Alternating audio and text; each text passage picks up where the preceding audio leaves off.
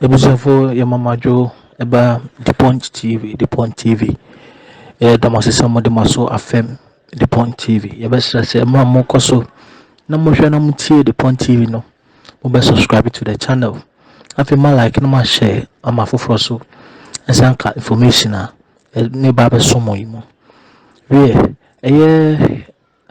we bi I friend no KSM no ye interview. Any Honorable Kennedy akompreko Japan nana obisa ne semfo mienu miensa bi opa che se Ghana ha se no bibia amanyosem no ehia de naso bibi o ha ehia leadership a obetimi aye niam aye de akonenim na enye bibia na ye brofo omo ka brofo saa so hwe omo botom ye empty oka nsemwe ni nsembia reflecting on how the extent to which we are not able to utilize resources that would have. Exactly.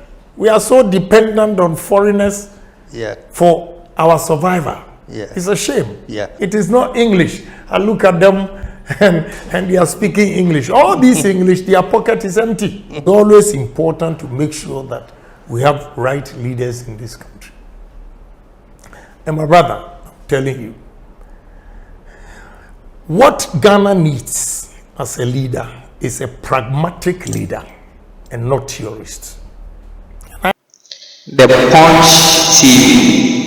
And on this note, because the first time I heard you talk about running for president, well, I don't know how long you've had that goal to run for president, but the first time I saw you on TV and you said you were so frustrated and talked about I have to even run for presidency was when the NPP decided to go to IMF. That's when the first time I heard you, in your reaction to that, you said, no, things have got to change and I'm going to be president. In other words, was this a part of the agenda that you're having, that we should be so independent that places like IMF and all the other should all be cut off? Yes. You see, I didn't have intention of running or to become a president, although I agree that every politician aspires to the climax. But I later decided to contest because I realized, look, if there will be change and there will be youth employment, if we can improve on it, create job opportunities for the youth. Let me borrow the word domestication. Then latte, domestication, then a champon. That's the way to go. Yesterday, I was talking to Honorable Manu, and he said he has a lot of rice, paddies. He can't get a buyer. I just pick a phone. Meanwhile, I have a friend called Jirasowa who has built a nice rice mill and he doesn't have paddies. So I just called and connected them and said, speak to him and go and sell. Rice and sugar. We import over $1.4 billion in this country. And you see, I'm mentioning all these because if you want to stabilize our currency, this is the way we have to go. Because importing 1.4 billion puts a stress on our currency. And the dollar becomes more expensive because the demand is higher than the supply. And therefore, when demand is higher than supply, people tend to offer higher prices to get it. Then the moment the dollar goes up, our cedi depreciates, meaning you need more cedis to go and buy. So if we are able to stop importation of ethanol, minimum $3 billion will be saved. Not saved, but we protect it. There will be no rush, and therefore we can stabilize it. If we do say to sugarcane and sugar and rice, 1.4 billion, there will be no rush. That takes you to about $4.4 billion. Soya beans, yam. I have a technology Way back, President Kufuor's time, Kwashiga, when he was a minister, my partner and myself went to Holland with yam for experiment. We can store yam for 8 months in this country. What do? All you need is a warehouse and just small machines even to process it into yam chips.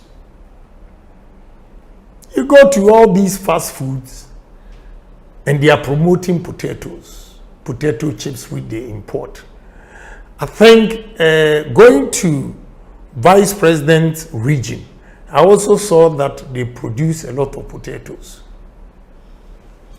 All we need is to have warehouses that we can store it for 8 months and have yam chips we can export. Nigeria, they have yam powder. Every African market you go, you see yam powder there. My brother, what are we doing? It is not. So all I'm trying to say is, I'm not somebody who is always fighting to be the helm of affairs. I know what I'm capable of doing. And my joy is business. To wake up in the morning, go to my work premises and see the number of people that are working.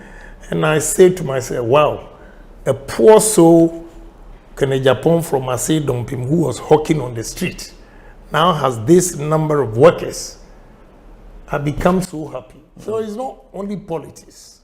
But sometimes politics matters because if you make a mistake and be complacent that, oh, my business is doing well and therefore I don't care who becomes the president, then you are making it because a president can make one policy and it will affect your business and collapse your business. So it is always important to make sure that we have right leaders in this country. The Punch TV. And yeah, sorry. Not to cut you off. So are you sort of like,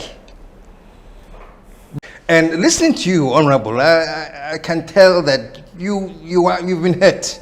You know, I'm not saying you are peeved, maybe, but you have been hurt. It seems like the betrayal really did affect you. Is that the story? it has not affected me in any way. Okay. No. Just that when I see them, then I cast my mind back. Some of them, I just handpick them like this. And they are ministers. But no problem. They want to protect their positions. Because some of them, I understand them from the appointment that they made. I was just teasing them that, well, you betray your good friend to get a minister, so no problem. Some of them, they were ministers and they are still ministers. Because to tell you the truth, maybe if they had not taken a position like that, they would have relieved them from their positions. And most of them, they are not like me, a businessman. Me, I can change this water. The design and the value will be more than what it is today. Some of them, the thing is there. They don't have, with all due respect to them, they don't have the creative mind to turn things around. So maybe if they are not ministers, they will not survive. So me, I'm okay. I've never taken any position. President Kufuor's time, he called me and asked me to go to Minister of Interior as Deputy Minister of Interior.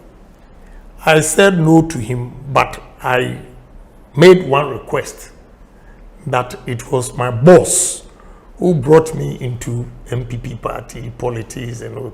Because my family, there's no politician in there. My boss, he recently died. You know, we have not even done the funeral. So, Mr. President, I thank you very much. But I want you to give this deputy ministerial appointment to my boss.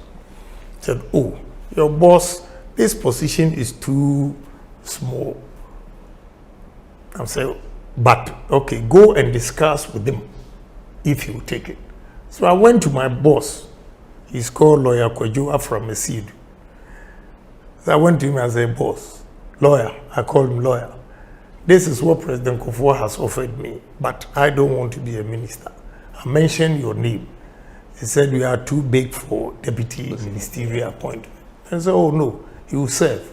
So I quickly went to President Kufuor and told him that, oh, he has accepted. That's how come Lawyer Siedu first became Deputy Minister of Interior. Then he moved him to Deputy Minister of Foreign Affairs. And the last part of President Kufuor's administration, he was the Regional Minister for Eastern Region, Lawyer Kojua from Siedu.